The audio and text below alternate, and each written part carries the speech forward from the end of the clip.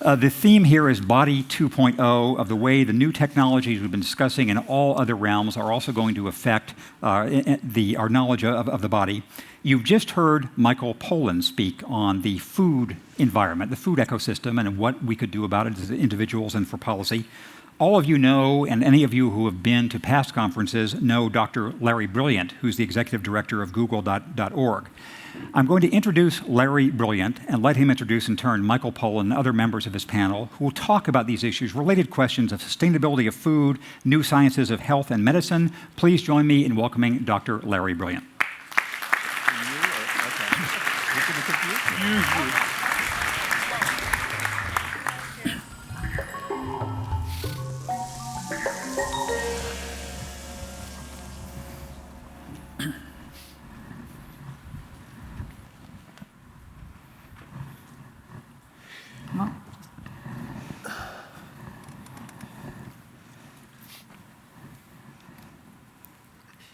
Hi, everybody. I thought that before I introduce the panel, I would just like to thank my friends from Junoon, who have been providing you with this amazing Islamic mystical music that you've been hearing all day.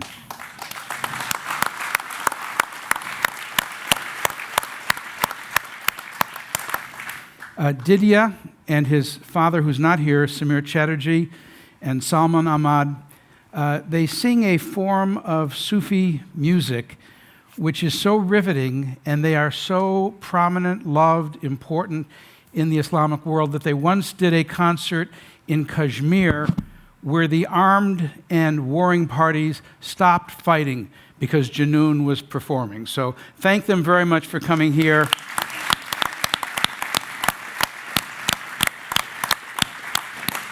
And I didn't say that because we were going to have a conversation with Monsanto and slow food. That was not to focus on our conversation. I'm so pleased to be here with you. The two themes of our conversation today have been about serious sustainability and a power shift. There's nothing more serious than feeding all the world's poor and to creating a world that can feed itself. And the power shift that we will be discussing in our panel is to find out from whom and to whom does power have to shift in order to make critical decisions about the world's food. So joining me on the panel today is Sonal Shah, who is at Google.org, where she leads our global development efforts. She has a wide-ranging career previously at Goldman Sachs and was one of the founders of India Corps, a Peace Corps-like organization for returning Indians to go back to India. You've heard a lot about Michael Pollan. We're a little out of order here. We just had a wonderful conversation with Michael. How many people have read The Omnivore's Dilemma, have devoured The Omnivore's Dilemma? And so I don't need to reintroduce Michael to you. I have the privilege of introducing Hugh Grant, who is the CEO of Monsanto and my friend. And we became friends when we were together in Norway, and we went to see the seed vault, which is known as the Doomsday Vault, where germ plasma seeds from all over the world, more than 180 countries, are kept at -5 degrees centigrade. And I was standing there with Hugh, and I realized I was standing next to the CEO of Monsanto, the largest producer, seller of seeds in the world, and that led really to a line of inquiry which brings us here today. So if I can, what I thought I would do is spend about 2 minutes giving you an overview. Then we'll ask each of the panelists 2 or 3 questions, allow them to each ask a question of themselves, and then I would really like it if, even more than other panels, you would text in questions. I know a lot of you have a lot of passions on this subject. Please let them fly, and we will read them here on the teleprompter. So I, of course, work with Google.org, which is a privilege for me, and we are really concerned, as everyone in this room is, with the increasing disparity in the world between the rich and the poor, with the large number of people in the world who are hungry, nearly 2.5 billion people who live on less than $2 a day. 1 in 8 of our brothers and sisters is hungry all day long. Between 700 and 900 million people in this world do not have enough food to keep up their caloric balance. That's not right in the year 2008. In addition, in this very year, food staples have risen by more than 50%, which is a veritable tax that disproportionately affects the poor. 21 of the 37 hardest hit countries because of rising food prices are in Africa. Not very far from here at Stanford, Paul Ehrlich, 20 years ago, wrote a best-selling book called The Population Bomb. He predicted that by today, we would have a global population of more than 10 billion, and we would face a Malthusian catastrophe, and hundreds of millions of people would starve to death each year as the population bomb exploded.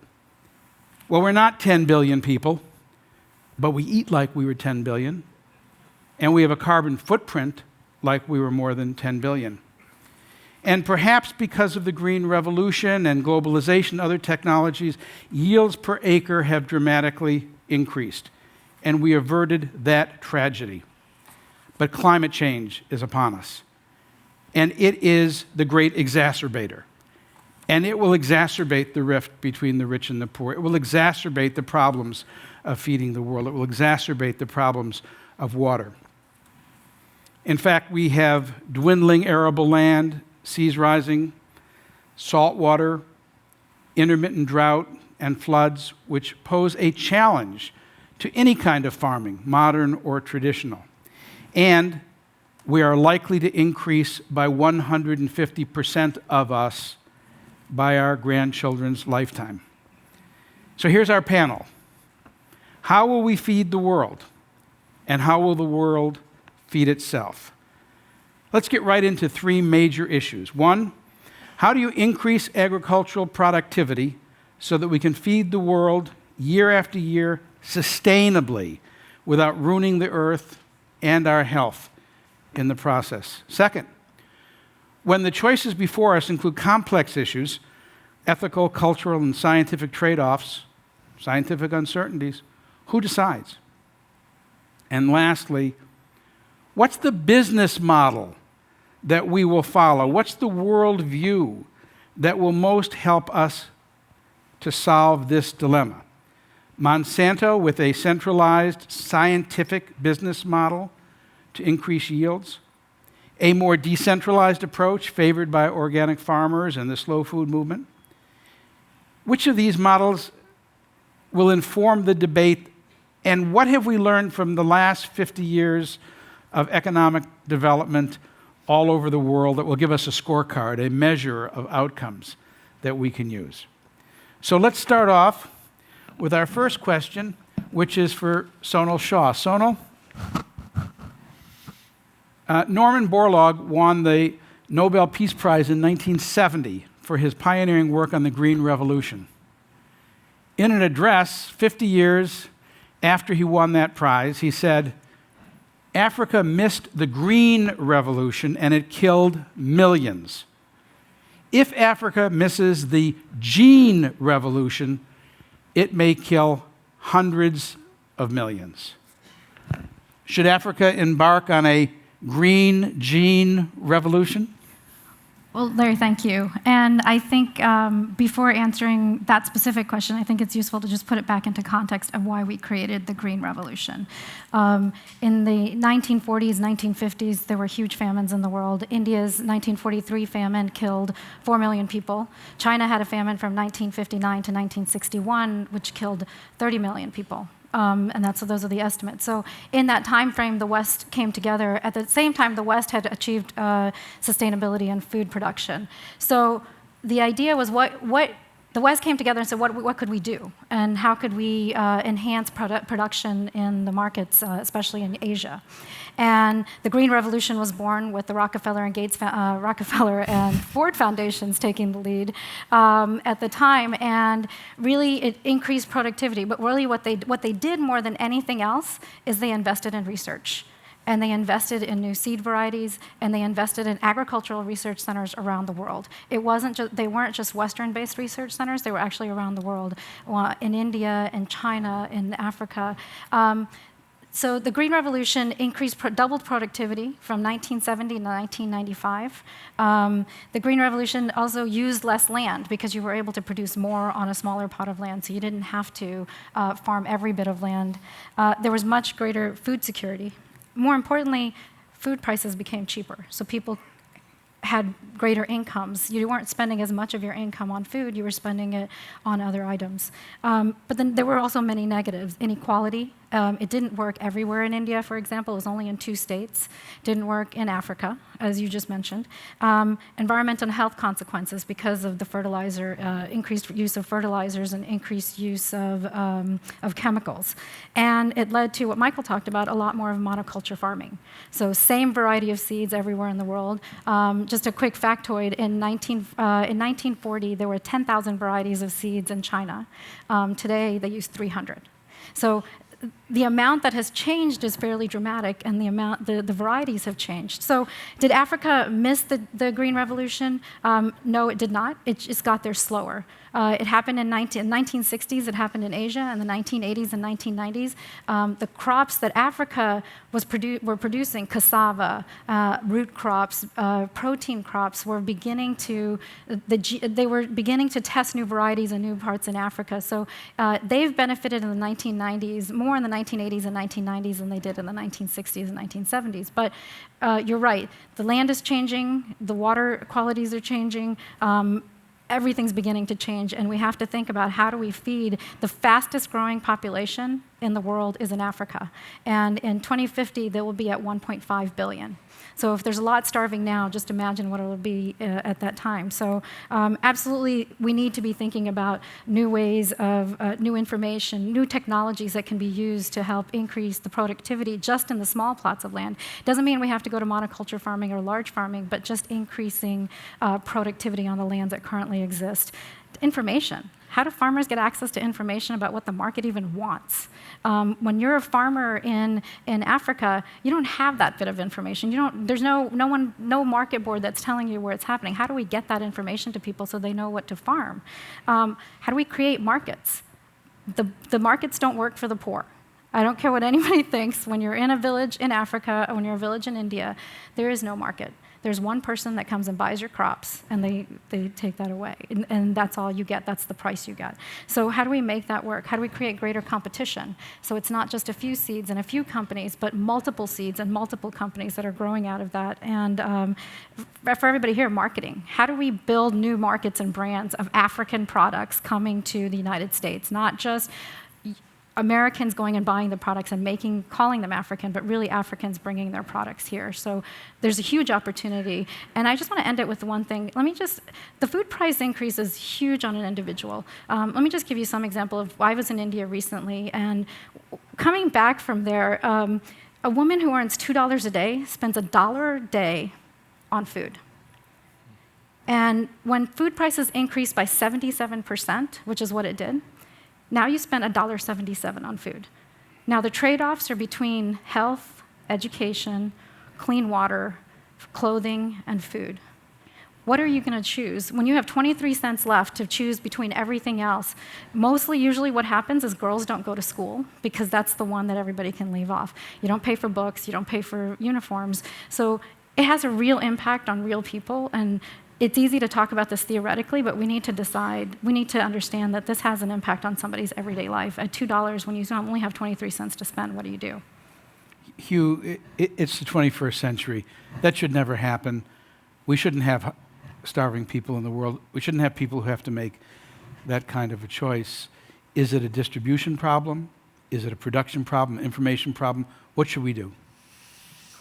It's a big question. I think it's all of the above, and I think regardless where you vote in this, that there was a wake-up call this year because we ran out of food, and nobody has ever seen that before. We ran out of food. Wheat was short worldwide, and that's a first. It's a first since the 40s. So here's how I think about it, very simplistically, and it kind of goes to your question. We at Monsanto believe that there's the capacity to double yields in the next 20 years or so. Doubling yields has already been done since the 1970s, so there's no magic in that. But the next doubling of yields is a bigger challenge because agriculture in this country gargles its way through 70% of the fresh water. In Africa, it's 95%. So to double yields again, you need to optimize the use of water. And to Michael's point, you need to get an awful lot smarter on how you use fertilizer. So in order to double, you need crops that sip instead of gulp, and you need a much smarter way of utilizing nitrogen. That's for us. That's the cozy corner. The reality is in Africa, Africa continues to go backwards. So to your question, I am absolutely confident that yields will be doubled. I'm absolutely confident we'll see these new seeds launched in the next 4 years that are drought tolerant. The real conundrum is, how do you get them in Africa? Simple maths. A ton of white corn, so there's 2 places in the world eat white corn, Mexico and Africa. Tortillas and porridge. A ton of white corn delivered to a village in Malawi costs $400. A ton of corn feeds a family of 6 for a year. If you supply the seed and the fertilizer to grow a ton of corn in Malawi, it's $32. Now, those are old numbers. Those are when corn was $2. Today, corn is 6, and oil is 100 and something. So that 400 is a bigger number. So a piece of this isn't gee-whiz technology. A piece of this is, how do you get decent seed and decent husbandry and smart soil management into the hands of people in African villages, because shipping grain around the world isn't going to work. And I guess in the closeout, doubling yields isn't going to be enough. We've committed to doubling yields with a third less stuff, a third less water and a third less fertilizer. And how you transfer those technologies and build the capacity in Africa to receive them, I think is the legacy piece of this. And Norm Borlaug, the architect of the Green Revolution and my personal hero, is 92, 93. Norm says, just get a move on. I don't have much time left. And I think a big piece of the secret the last time around was this wasn't about either or. It wasn't about big, small. It wasn't about technology versus organic. It was about a group coming together, NGOs, companies, breeding stations in Mexico, and truly joining forces with a common goal. And that's where we're kind of struggling. And I think you must have anticipated that, because you sent me an email with an article from the Financial Times which said, there's no need to stop worrying and love Monsanto, but yields need to rise if people are not to starve. It requires old feuds to be put to one side and both sides to cooperate. The stakes are too high not to do so. I believe that. This might have been in anticipation of coming out to the left coast, but how do we do it? How do we actually do that? I think it's harder to do than the science. I think the science, you sit down with scientists and you say, in the next 20 years, here's the 4 or 5 pieces that need to be solved in order to double yields. And then you draw the demand curve and you say, China 20 years ago was eating 25 kilos of meat. Like it or not, they were 50 pounds. Today they're eating 100 pounds of meat. You do the maths on 100 pounds of meat times a whole bunch of people per year and a conversion ratio of 6 pounds of grain to a pound of meat. China's eating 1 America today, plus minus. They're eating 1 America. 80 million acres of corn, 70 million acres of beans. It's 140-ish million acres. So the science of this, I think, is doable, and we're going to have to figure that out just to meet this exponential pop. The hard piece, I think, isn't science. The hard piece of this is, how do you get, in my opinion, NGOs, because NGOs are in the villages, they literally hold the hand of a local farmer who's farming half an acre or an acre and living on an acre. How do you contact an NGO and link an NGO with a local government and a company like mine? And how do you bring the 3 of them together to get a technology transfer, so it isn't about just mailing a seed in the post? It's about actually having somebody in the ground that knows how to work that, manage the soil, manage irrigation systems, introduce organic matter back into very, very fragile soils, and lift organic matter. And it's how you bring those three pieces, Larry, I think, is the recipe. Let me also ask Michael. I mean, for those of us that are fortunate enough to live here in the Bay Area and other parts of the developed world, the slow food movement, it's a serious movement. It's a way of changing our lives and becoming more healthy, becoming closer to the food and the environment that we live in. And but what if it doesn't work worldwide? What if it doesn't extend well into the places that need more calories per hectare and in the places where people are starving? What do we do then? And how do we do this thing that Hugh is saying, everything all at once rather than two different strategies in opposition to each other? Can we do that? Well, I guess my answer would be we have to try everything. And I think that, I talked about monoculture before. There are monoculture approaches to problems, too, which is that there is one answer, and it's the gene, or it's the organic, or whatever it is. And this problem is a very serious one, and we would do well to have a great many different food chains experiments. And the important thing is that we be willing to fund them all, because some of them will produce less profit. And some of them will produce more. And that's one of the reasons that I think these efforts must be public. The Green Revolution, as you suggested, had a strong public component. Nobody was worried about who was going to make money or how, even though there was a lot of spin-off that helped a lot of people. But if we keep it public, I think we have more chance of an honest assessment. I don't think I find Mr. Grant's confidence about increasing yields to that extent in 22 years breathtaking. That may well be possible. It has not been the record of genetically modified crops thus far. They're good at certain things, but yield increase has not been one of them. What they're really good at, and in fact, the largest product, I believe, is Roundup, which has historically had a yield drag. What it's good at is allowing farmers to get bigger and take care of more land more conveniently. That's what it's really good at. And from my point of view, as a solution, I don't think it's radical enough. I'm not holding up slow food as having the model. I don't think they've thought this through that far. But a more radical solution, I think, would not be building on monoculture for all its powers, but we're learning it's a very brittle technology. And that's why we need a lot of different solutions, locally adapted, not highly centralized. The creation of the great land races, all the crops we have before 20th century breeding started to work on them, were designed by farmers in place.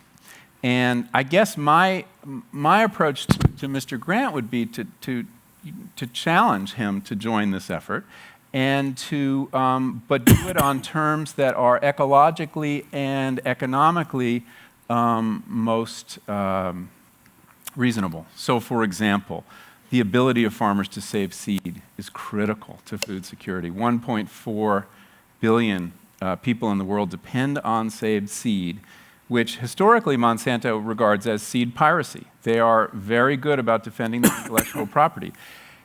So, not just giving away these seeds and making them savable, I think, is very, very important. But let me back up to another point about yield. We need to understand that yield is not everything. In America right now, we have 35 million. Let's use the case we never use when we're talking about GMOs in Africa. In America, we have 35 million food insecure people, according to the USDA. This has happened at the same time we've had explosion of agricultural yields and a 14 billion bushel corn harvest. So producing enough food and getting it into the hands of people who need it, they're just two completely separate problems. And we could vastly increase productivity, yield per acre, per farmer in Africa, and discover that we had not solved the problem of hunger. And so that, the question of access to the food is very, very important. And yield of what? Are we growing food, or are we growing tradable commodities, cash crops? That's another key issue. And Monsanto, I look forward to them entering this realm of really growing food that people can eat. But once again, their strength and their history has been in growing corn and soy as raw materials, mostly cattle feed, animal feed. I mean, that is the bulk of what happens to these crops. But if Monsanto is determined to get into food and to get into, the foods people actually eat in these places, I think we have to try it along with everything else. Let's give Hugh a chance to answer that. In the meantime, may I ask you to text in your questions, please, so that we can have a large number of diverse questions to ask when this dialogue concludes. Hugh, you want to respond to that? Yeah, let me do two things, because I always worry about these counterpoints, because it never seems to go anywhere. So let me just address, when people start calling you Mr. Grant, it's always a clue, So let me I'll be happy to call you Hugh. It's better. So two things. Here's the old world, and I think where we need to get to in the new world. We're generating 500 billion. In the next few years, we'll generate 500 billion data points a year, which is kind of like this place. It's data generation, and then it's mining through that data to generate insights. And the insights, to your point on ecology and environment, the insights, I think, increasingly are, what's the interaction between the seed, the soil, and its ability to use water, sunlight, and fertilizer. It's as simple as that, but you have to kiss a lot of frogs to find a prince. And it's data mining on a gigantic scale. That leads to commercial success. The real question, and I think it's a new order question, is how do you share that? So we've been working for the last three years or so on looking at how you transfer that technology. So when we launched drought tolerance in 2012, 2013 in the US, and we will, in a perfect world, you would have it ready to be tested in Africa at the same time. The old world is 20 years later. That's the pharmaceutical model. It's 20 years later. We've donated all the drought gene technology to sub-Saharan Africa, and we've donated all of the proprietary seed algorithms to go with that. That's been developed through CIMMYT, who did the early work, Norm Borlaug's Green Revolution. So that's all been done through Mexican white corn, bred and led by AATF in Africa, it's the NGO. And the Gates Foundation and Howard Buffett will kick in $45 million to fund the work. I'm not saying it's the solution, Michael, but that's how this thing needs to go. That'll take a long time. That's 7 or 8 years. Here's the piece that gets lost. It's Monsanto and piracy. And the piece that gets lost in this is we've never seen a food squeeze like this since the 1940s, when America fed a war-torn Europe. That's the last time we saw demand curves like these. And my money says that these demand curves will continue. They are pervasive. At that time in the 1940s, hybrid corn was developed. America started it during the war. The French picked up after the war. It's 60 years old.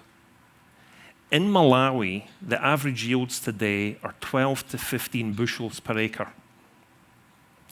By using seed that's 60 years old, forget Monsanto, hybrid corn that's been used for 60 years in other parts of the world lifts 15 bushels an acre to 35. America's doing 150. Brazil, India, and Mexico are doing 50. So Africa, in doubling, gets to about 2/3 of where Brazil and India is today. And that, forget the technology, basic husbandry, clean, decent seed. I think it's a travesty that they can't get a hold of that stuff. And that I think, is where partnerships begin. It isn't the mastery of technology or doubling this. That will take the next 10 years. It's getting seed that could be transferred from here to there. And we're in for that. Let's see if we can get some questions text in or use the stand-up microphones. I have one here which says, Given what Michael Pollan said about ensuring biodiversity for healthy food chains, what is Monsanto doing about that? Yeah, so we don't have all the answers, despite the beliefs. So we're only one company. So our piece on biodiversity, if you look at corn and soy, we're in corn, soy, cotton, and veggies. That's our business. In corn in the US, we're selling about 450 varieties of seed in corn, a bit more in soybeans, and about 3,000 varieties of veggies, so 25 species of vegetables.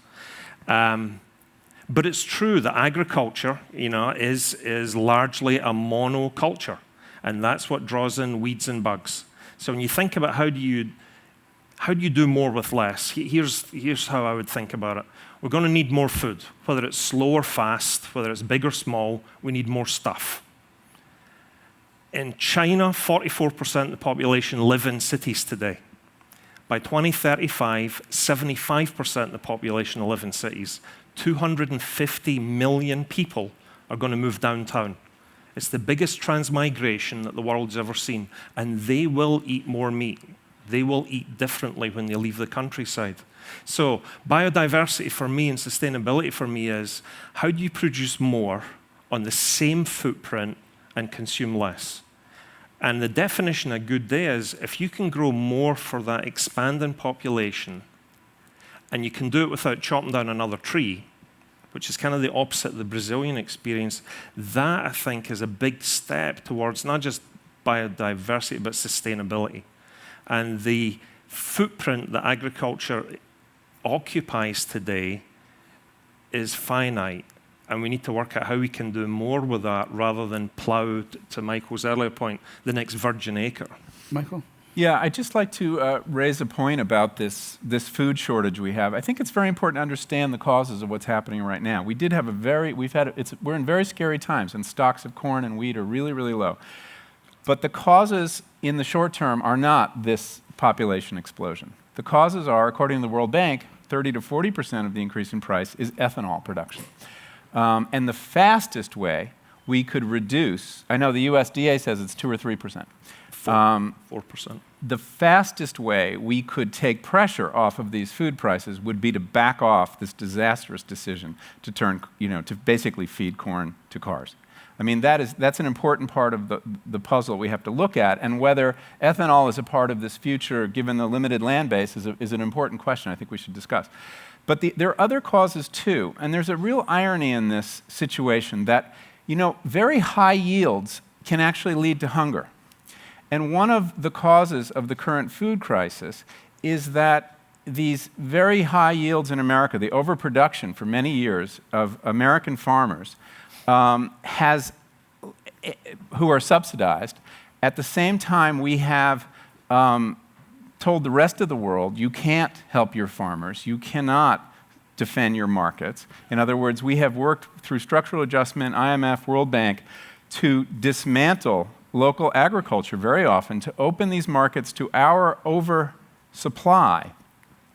Then when prices go up, these countries who have found, and I'm thinking of countries like the Philippines or Haiti in rice, both of them in rice, suddenly find themselves buffeted by decisions made in the White House about ethanol and on Wall Street by speculators. Speculation, too, has played a very important part this year in increasing the price. The harvest was not down this year. We hear about, there has been a long-term drought in Australia. It is these economic factors in the short term, and we have to realize that this vision that was promulgated by a succession of American secretaries of agriculture, that it's anachronistic for people in the developing world to try to feed themselves when they can't do it as efficiently as we can, and that we can export, that we can feed the world, is now coming back to haunt us, and it is leading to people being hungry because they've lost that native agricultural capacity. And we have one more moment to answer all these questions, so Sonal, I'll give you the last word. I get to start and end. Fast. I think I would just say, we've all been talking about the production of food. And Hugh, I know you started with the distribution, but not to forget that there's a lot more problems than just the production of food. Where there is food, it can't get to the people that it needs to get to. We still need to work on getting roads. We still need to work on getting grain storage. We still need to train people on how to farm better and get that information out there to people so they can do something about it. Where food exists in China or in parts of Africa or in India, the farmers can't even get it to market. Let's not even talk about whether it's being produced. They can't get it to market. And in many cases, 30% of the food is lost by just getting it to the city where they do get it to the market. So they're losing income in the process. And we shouldn't forget the high cost of food has increased the amount that a person has to now spend on the cost of food. And as we think about whether it's one way of doing farming or another way of doing farming, we need to think about what are we going to do to help increase the incomes of people so they can eat more, they can eat better, and they can have more to do something with it. So they can send their kids to school at the same time. So what are the trade-offs we're asking them to make? So this is obviously one of the most complex problems that we can face. I invite you to participate in the solution in your companies, in the life that you work, everything that you do. Correspond with any of the panelists. Get involved. This is one of the things that the rest of our life will all be about. Absolutely. And please join me and thank Hugh Grant and Sonal Shah and Michael Pollan for their help today. So thank you.